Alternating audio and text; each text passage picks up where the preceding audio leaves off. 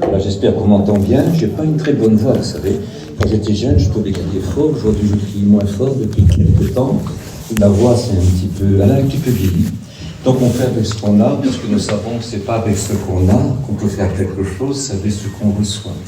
Et je bénis Dieu pour ça.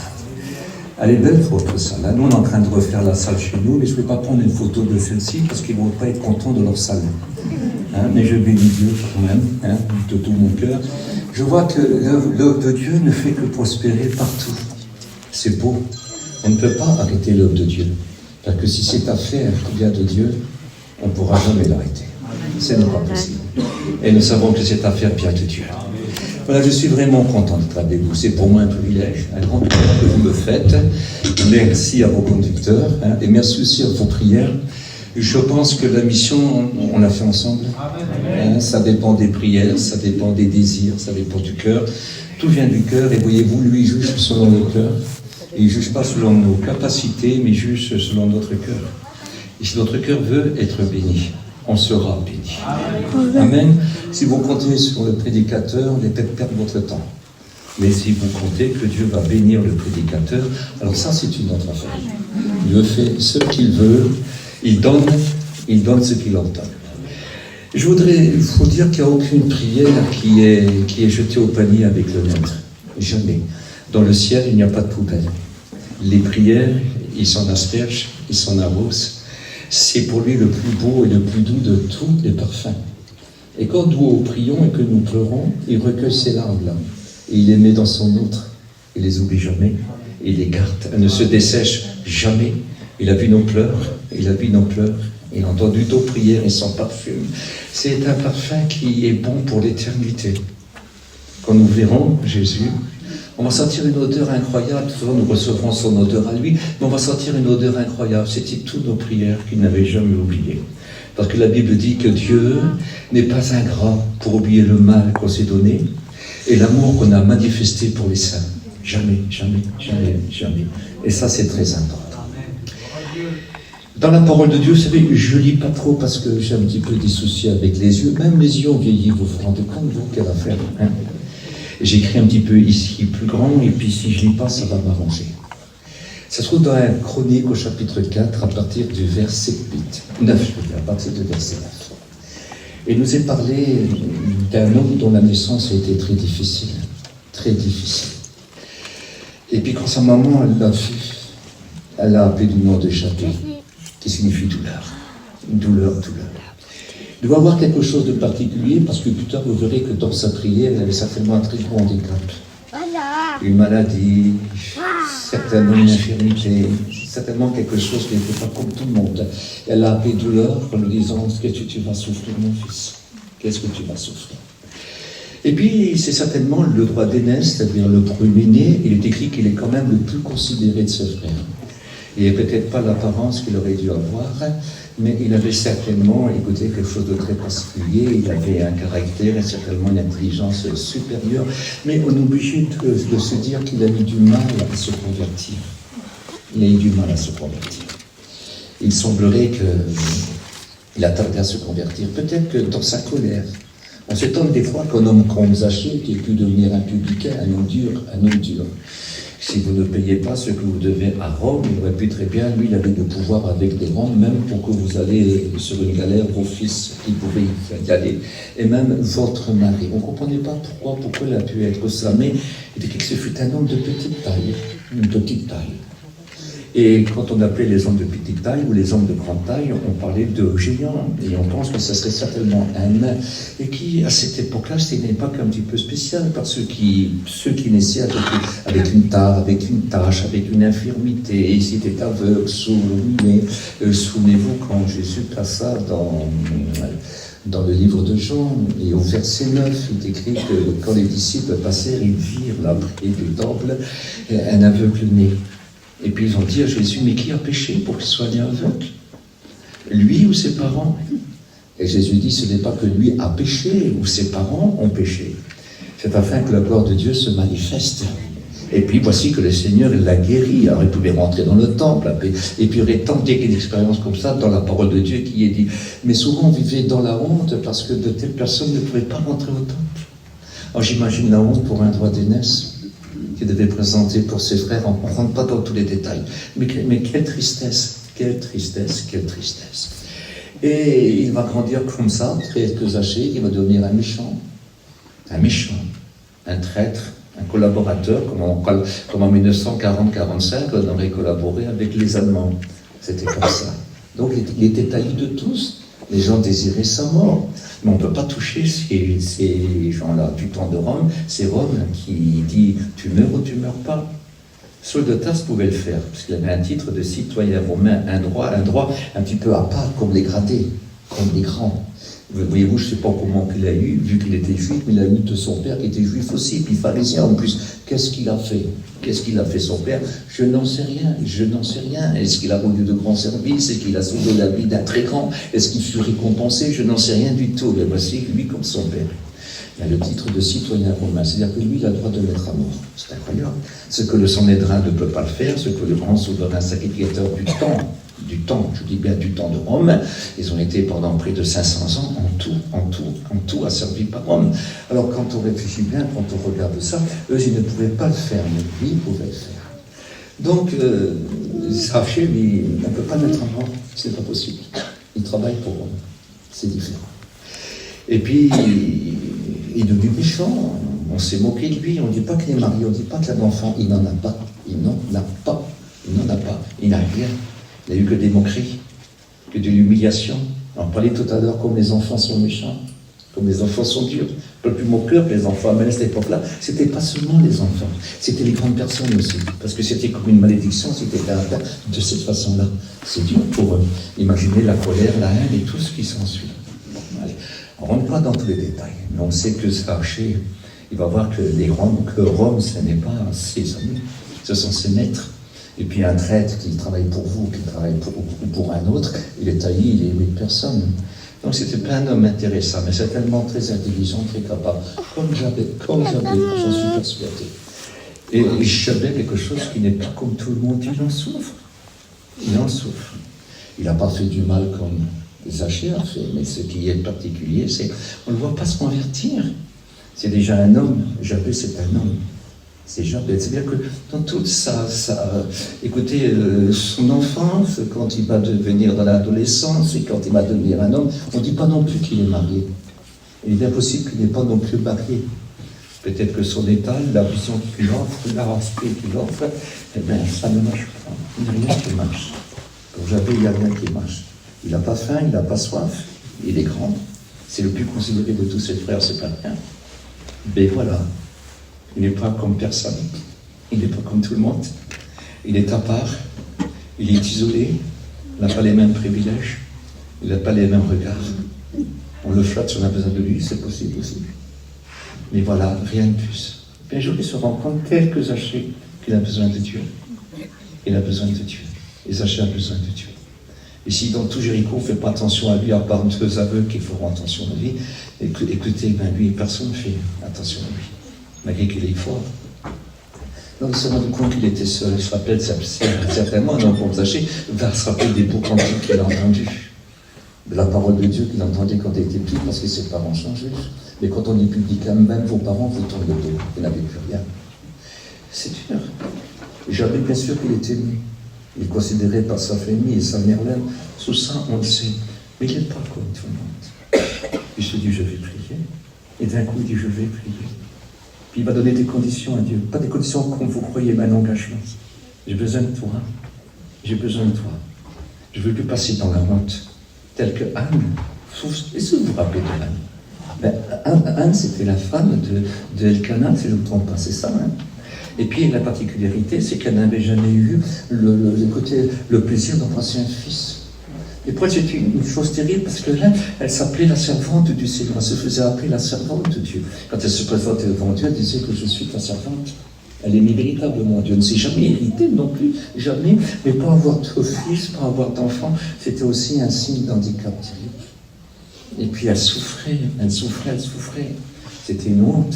Il y avait une autre femme qui se battait de se moquer d'elle et de l'humilier, de la railler, parce qu'elle voulait qu'elle se révolte contre Dieu. Mais elle ne s'est jamais révoltée contre Dieu. Elle allait pleurer chez Dieu. C'est beau d'aller pleurer chez Dieu. Non? Si les gens ne vous regardent pas, si les gens ne vous regardent pas, allez chez Dieu pleurer. Allez chez Dieu pleurer. Expliquez-lui. Expliquez-lui.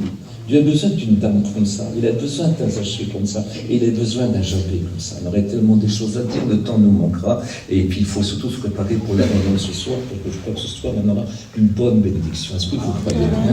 Donc, c'est très important. Alors, j'essaie de le voir, il va commencer à se mettre à prier. Vous ne tiendrez pas longtemps, vous savez. On a toujours peur que je prêche trop longtemps. Oui, ça m'arrive. Mais en bénissant, même la mémoire s'en va. Voilà. Ça met donc le nom de Jabé qui signifie douleur. Mais voilà, d'un coup, Jabé invoqua le Dieu d'Israël en disant, il se mit à prier. Qu'est-ce que c'est beau? Peut-être que tu as arrêté la prière. Peut-être tu n'as jamais prié. Peut-être toute ta vie tu l'as accusé en disant pourquoi tu m'as fait ça, pourquoi tu as permis ça, pourquoi je ne suis pas comme tout le monde, pourquoi moi je n'ai pas de valeur et pourquoi rien ne va. Dieu ne te donne pas de lui faire des reproches parce que Dieu n'est pas tenté par le mal et ne tente lui-même personne. Le malheur ne vient pas de Dieu, mais Dieu veut t'aider dans ton malheur. Dieu veut te venir en aide. Est-ce que tu crois ça? Écoute, moi, quand j'ai connu le Maître Jésus, il a changé ma vie véritablement.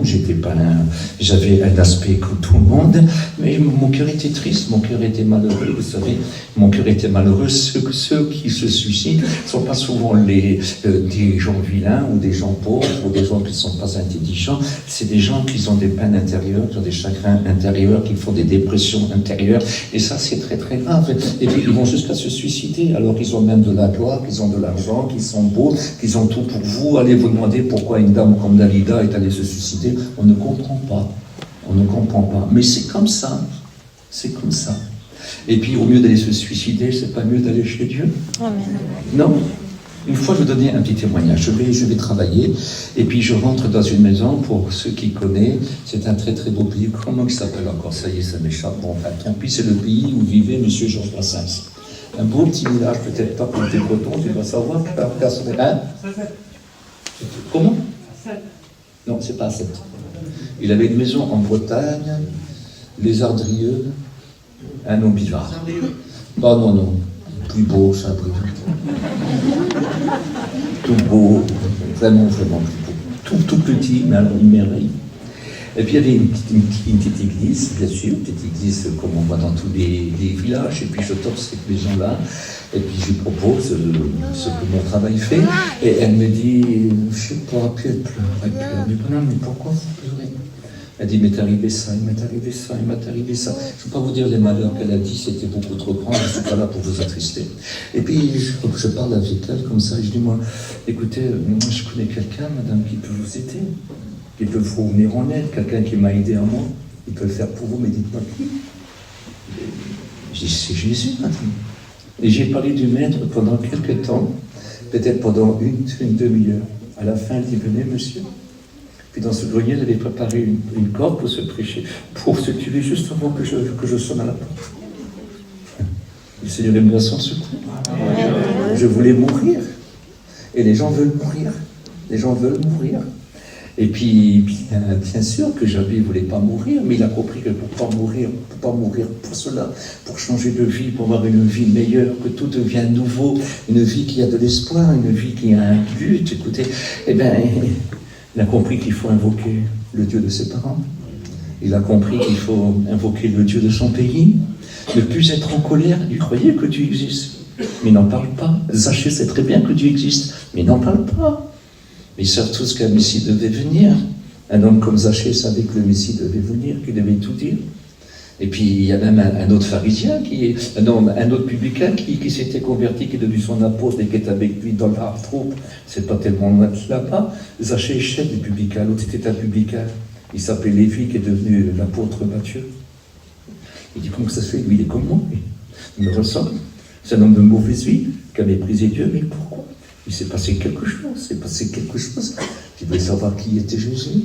Et puis Jacé veut savoir, quand même, toi, qui sait que lui qu'il existe, il se met à prier, il sait que Dieu peut le faire. Est-ce que vous croyez que Dieu peut tout faire, ça peut l'aider? Oui, Dieu peut tout faire. Il peut faire l'impossible. Tout est possible à Dieu. Et à cause de cela, tout peut devenir possible pour toi. Tu peux croire, tu peux croire. Parce que la Bible dit que quand nous croyons, quelque chose de beau se passe. On connaît après. D'abord on croit, et après on voit. C'est là que l'Écrit ne t'ai-je pas dit que si tu crois, tu verras la gloire de Dieu. On croit, et après on voit. C'est tellement beau, c'est tellement important. Alors écoutez, il se met à prier. C'est une belle prière. Je crois que c'est la prière de tous les malheureux. Non? Des gens qui ne se sentent pas comme tout le monde, des gens qui sont montrés du doigt. Des gens où c'est pas facile. On leur empêche même l'entrée. On les accuse. Moi, j'ai entendu des gens dire sur des malheureux, que même des fois, des enfants qui étaient très très malheureux, leur dire, mais qu'est-ce qu'il a dû pécher pour que ces enfants soient comme ça? Ou bien qu'est-ce qu'il a dû pécher pour qu'il ait 30 malheurs? Ça arrive, on rencontre aussi de ces gens-là. Mais aucune importance. Dieu connaît. Et ça, c'est très important. Et regardez ce qui est écrit. Il va lui dire, si tu me bénis. Parce que c'est beau, hein? Si tu me bénis. Vous savez que bénir signifie comment ça s'appelle? Souhaiter du bien. Bénir, c'est souhaiter du bien. Il ne faut pas souhaiter du mal. Il faut bénir. C'est souhaiter du bien. Il dit, si tu me bénis, il sait que Dieu peut faire quelque chose. Il est en colère peut-être jusqu'à ce jour-là, mais un jour il craque. Il a vu que combattre Dieu, ça ne sert à rien. C'est pas comme ça qu'on va résoudre nos problèmes, nos soucis, nos peines, nos chagrins, les injustices que nous subissons. Non, ce n'est pas de cette façon-là. Au contraire, aller chez Dieu, et lui demander du service. Le prier, si tu me bénis, souhaite-moi du bien.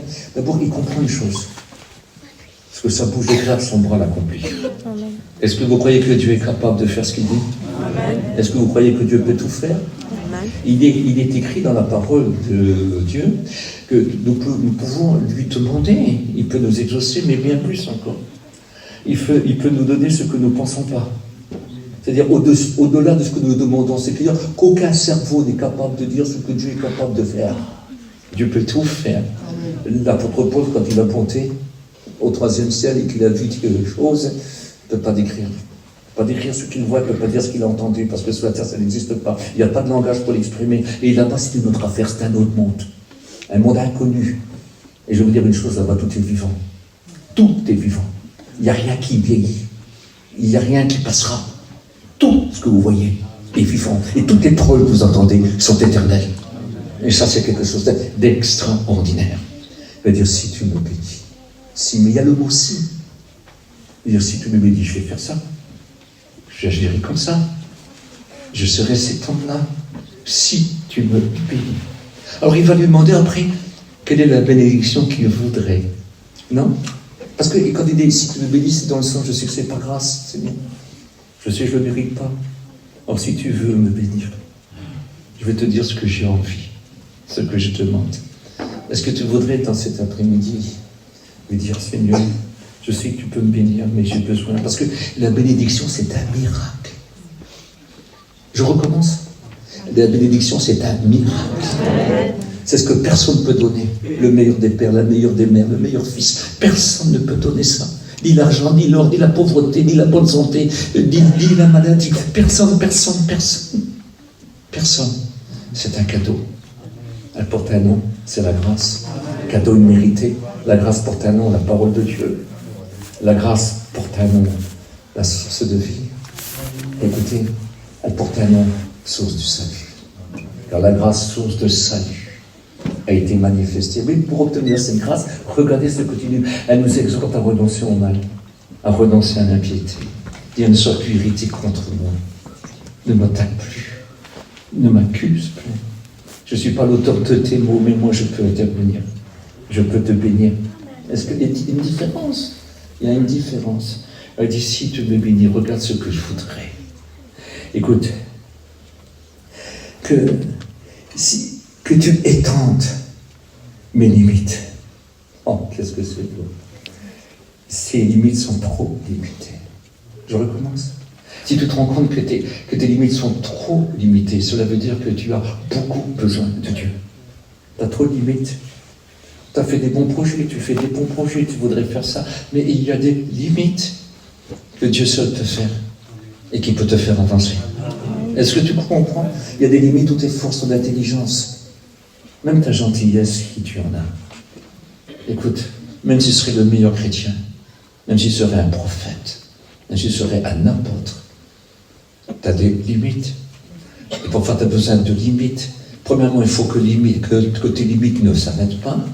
Mais à ce moment, il te faut plus de limites. Mais lui, il a une limite spirituelle, très grave, très grave, très grave. Et il a une limite physique aussi. Très grave, très grave, très grave. Et si tu étends mes limites, c'est-à-dire, si maintenant tu me réponds, je te connais. Si tu étends mes limites, ça veut dire que tu es mon Dieu. Si tu étends mes limites, ça veut dire que tu m'aimes et que tu exauces ma prière.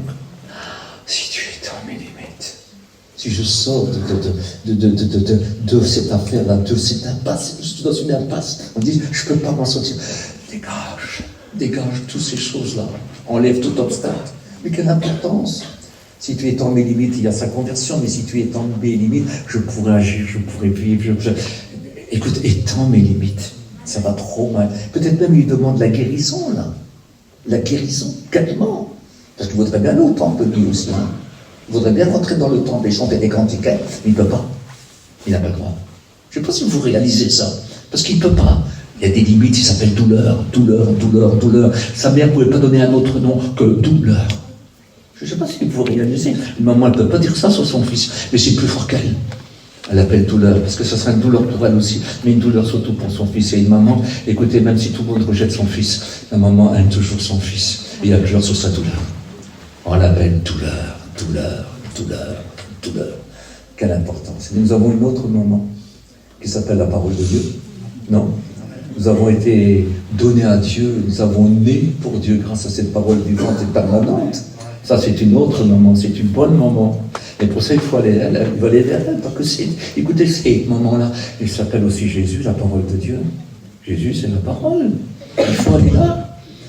Car écoutez, qui par grâce va nous faire passer de la mort à la vie, des ténèbres à la lumière, de la puissance du diable à la sainteté, de la souillure à la purification, à la sainteté. C'est l'importance, quelle importance. Personne ne pouvait rien faire. Une maman charnelle ne veut pas le faire, mais la maman qui est la parole de Dieu, elle peut le faire. Amen. Tout est possible. Dieu va dire une parole. Par le moyen de son fils. Son fils, c'est la parole. Et une parole. Et la chose s'accomplit. Écoutez, dans les réunions, quelque chose de particulier. C'est bien qu'on est béni partout. Je sais bien qu'on est béni dans notre chambre. Je serais bien que même si on serait persécuté et puis jeté en prison, écoutez, on est béni là où on est, mais dans la maison de Dieu. C'est quelque chose de particulier. La vie pour toujours. Il envoie sa bénédiction ici, là. On est ensemble. Écoutez, c'est un lieu où il peut y avoir des miracles. Je vous promets des signes, des miracles et des prodiges. Écoutez, pour notre âme, pour notre esprit, pour notre corps. Il peut se passer des tas de bonnes choses. Quand on est dans la présence de Dieu, mais quand on s'adresse à Dieu, comme on s'adresse à Dieu. Comme il faut s'adresser à Dieu. Tout n'est que grâce. Oui, mais il a donné la grâce. La source de salut pour tous les hommes, c'est-à-dire même pour toi. Cette source-là peut te bénir cet après-midi, d'une façon particulière, si tu étends mes limites. Écoutez, je suis ce que je suis, ça fait quelques années que je suis chrétien et que je prêche l'évangile, et je demande encore étendre mes limites. Je me sens plein de limites, parce que spirituellement, nous ne sommes pas appelés à rester sur place, on est appelés aussi à grandir. Et tu peux devenir un handicapé spirituel. C'est grave ça. Il faut toujours grandir. Ça me fait mal au cœur quand j'entends des gens parler avant prier, avant chanter, avant jeûner. Et pourquoi tu ne le fais plus? Ça ne t'intéresse plus? Tu vas changer? Arrête d'accuser les autres. Tu n'es pas obligé de faire comme ça, toi. Tu peux aller jusqu'au bout. Sois fidèle jusqu'à la mort. Non, c'est très important. Il y avait une église qui n'était pas la plus belle. Hein. Il y avait un témoin qui s'appelait Antipas. Il est mort pour Dieu. Il est mort pour le Christ. Il dit, mon témoin fidèle. Quelle importance, c'est chacun pour soi. C'est trop facile d'accuser l'autre, d'accuser le pasteur, d'accuser le chrétien, d'accuser la femme du pasteur ou la femme de l'autre. C'est trop facile. C'est trop facile. Pourquoi je dis ça? Qu'est-ce que je suis bête? Mais c'est vrai que ça arrive, non? Ça n'arrive jamais chez vous. Vous avez de la chance au moins. Hein? Oui, mais il y a le circuit, c'était pour ça, non? Que Dieu nous garde dans sa grâce. Que Dieu nous grâce. Si tu me bénis, et que tu étends mes limites. Mais alors si, qu'est-ce qu'il lui promet là? Il va dire comme au début, tu seras mon Dieu. Parce que Dieu n'est pas quelqu'un d'inactif, c'est pas une statue, même en or, qu'on est obligé de mettre dans le coffre-fort en partant parce que les voleurs vont la voler. C'est pas une statue, écoutez, qui en a fait des yeux mais qui ne voit pas, des oreilles qui n'entendent pas, une bouche qui ne parle pas, des pieds qui ne viennent pas derrière toi et des mains qui ne te secourent pas. Et qui n'est en plus, c'est né un cœur qui fait 10 mètres de haut.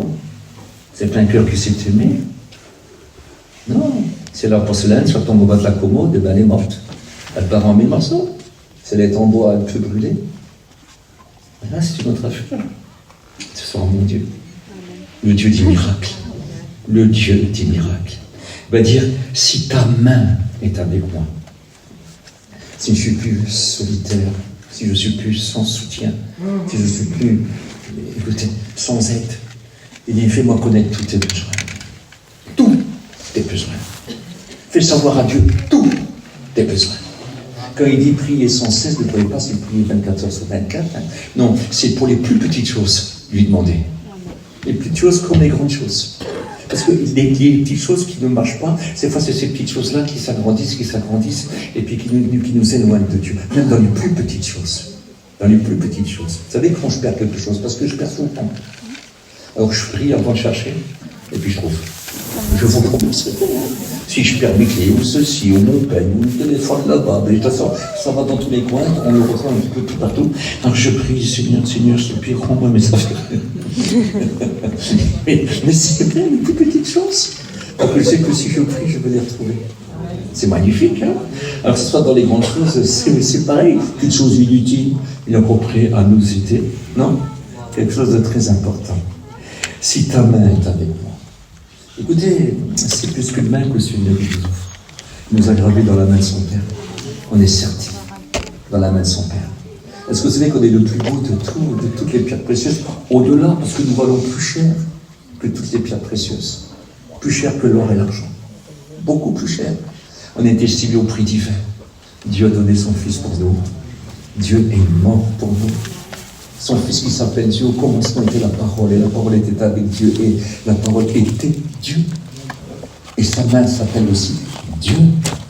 Il dit tout ce qui a été créé pour lui, et tout ce qui a été créé par lui, car rien de ce qui a été créé n'a été créé sans lui. Tout a été créé par lui. Je ne sais pas si vous imaginez, je ne sais pas si vous réalisez ça. Il nous a mis dans la main de son Père, il est allé nous chercher, nous ressourcer. Nous étions perdus depuis un temps, mais voici que Dieu est venu. Il a envoyé son Fils, prix divin.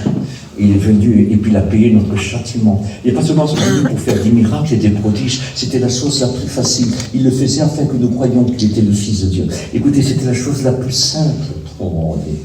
Mais il devait mourir, donner sa vie pour nous. Et le châtiment qui nous donne la paix doit tomber sur lui. Il va falloir qu'il va vaincre notre enfer. Il va falloir qu'il détruise d'autres enfers. Et il l'a fait. Il a fermé. Il a brisé les chaînes des reins et les prisons de fer. Il ne permet pas. Il nous a sauvés pour l'éternité, si vous le voulez. Et sa présence sera toujours avec nous. Parce qu'il est écrit que nous recevrons l'Esprit Saint, le Saint-Esprit, qui sera éternellement avec nous. Éternellement. Et le livre de Romains dit, si l'Esprit qui a ressuscité le Christ entre les morts habite en vous, il vous ressuscitera de la même manière qu'il a ressuscité le Christ. Quelle grâce, non? Quelle grâce, si ta main est avec nous. Nous sommes gravés dans sa main. Et qui peut nous enlever, nous tirer de là? C'est ce que Jésus dit. Mon Père est plus grand que tous. Il est plus grand que tout. Il n'y a aucune puissance au monde que le pouvoir de nous sortir de sa main-là. Personne. Même les pires, parce que des frères et des sœurs, à ce moment, sont en train de souffrir énormément sur la terre. Certains même en meurent. La Bible dit que les mêmes souffrances sont attribuées à vos frères dans le monde entier. Il dit, vos frères, ils restent fidèles. Rien ne peut nous faire descendre de cette main-là. Voulez-vous rester dans la main de Dieu? Parce que, écoutez, c'est pas seulement une main, comme quelqu'un qu'on commente, c'est une main qui nous dirige. Il dit, je te conduirai, je t'instruirai, je te montrerai la voie que tu dois suivre. Je serai avec toi et je te garderai partout où tu iras. La différence, c'est cette main-là, la bonne main. Un homme qui s'appelle Esdras, il revient avec des fortunes pour bâtir le temple de Jérusalem. Il vient de la Mésopotamie. Il revient. On veut lui donner une carte. Il dit non. La bonne main de mon Dieu, c'est tout ce que je veux. C'est la bonne main. Puis il n'a pas rencontré de voleur, personne ne l'a dépouillé. Il a amené tout pour le trésor du temple. Quelle importance, non? Quelle importance. Écoutez, si on a le temps du Saint-Esprit, on a les trésors du temple.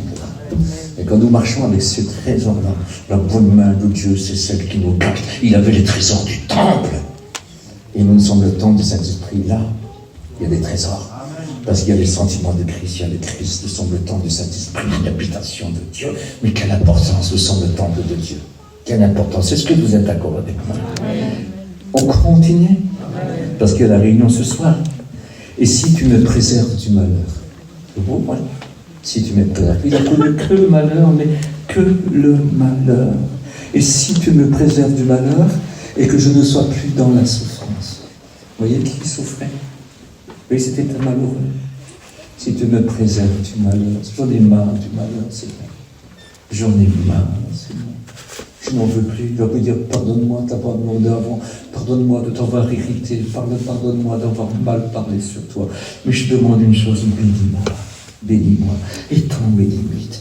Que ta main me presse, que ta main est avec moi, et préserve-moi du malheur, et que je ne sois plus dans la souffrance. Je peux prier, hein. Elle n'est pas longue, hein. Le tout, c'est 3 versets. Mais la prière, c'est 2 versets. C'est pas beaucoup. Ouais. Si vous la priez, si vous priez de cette façon-là, je ne sais pas si vous arrivez à 4 secondes ou à 3 secondes. Ça va très très vite. Mais c'est ce qui est écrit. Et Dieu lui accorda ce qu'il avait demandé. Cet après-midi, je voudrais que tu pries. Même si ça dure 10 minutes, mais prie. Et demande à Dieu, ton cœur. Demande des signes à Dieu d'ici. Si. Mais si tu demandes des signes, fais des engagements avec. Amen. Est-ce que tu comprends? Si tu demandes des signes, fais-toi un engagement. Je te promets, Seigneur. Je te demande pardon. Même écoute, si à vue humaine, c'est illogique ce qui t'arrive. C'est illogique. Même si à vue humaine, une personne comme toi, ça ne fait pas juste. Ça ne fait pas juste. Mais si tu remets ça entre les mains de Dieu, tu comprendras beaucoup de choses. Engage-toi. Engage-toi. Peut-être t'arrêter la prière depuis longtemps. Hein. Mais aujourd'hui, c'est le Seigneur qui t'exhorte à lui demander. Veux-tu lui demander? Demande-lui. Le jour de la grâce est encore là. Mais sache, hein, si tu me bénis d'abord, si tu me bénis, souhaite-moi des bonnes choses, Seigneur. Voilà ce que je voudrais que tu me souhaites. Je sais que si tu le fais, tu le feras. Mais si tu veux bénir, il le fait avec une politesse. Il dit, je ne peux pas venir les mains vides devant toi. On n'a pas le droit de venir les mains vides. Nous, on n'a rien à lui offrir, mais on peut lui offrir notre cœur. Et Dieu voulait qu'il lui offre son cœur. Et Dieu, quand il a ouvert son cœur, il a exaucé sa prière. Gloire à Dieu. On arrête là. On se prépare pour ce soir. Hein? Parce que j'ai peur de vous caver. Qu'est-ce qu'il prêche longtemps, ce garçon-là? Mais maintenant, ils disent plus ce garçon-là. Ce vieux-là, qu'est-ce qu'il prêche longtemps? Hein? Alors, je ne vais pas vous prêcher trop longtemps, mais je pense que vous avez compris. Je vous relis la prière de Jabé, le malheureux qui deviendra l'heureux, l'homme de douleur qui deviendra un homme sans souffrance, un homme heureux avec des limites, des grandes limites. Hein? Voilà, si tu me bénis et si tu étends mes limites, si ta main est avec moi, si tu me préserves du malheur et que je ne sois plus dans la souffrance. Et Dieu lui accorda ce qu'il avait demandé. Amen. Ce qui demande Dieu ton âme, recherchez premièrement le royaume des cieux et sa justice, et tout vous sera donné par-dessus. On prie un petit peu ensemble. Hein?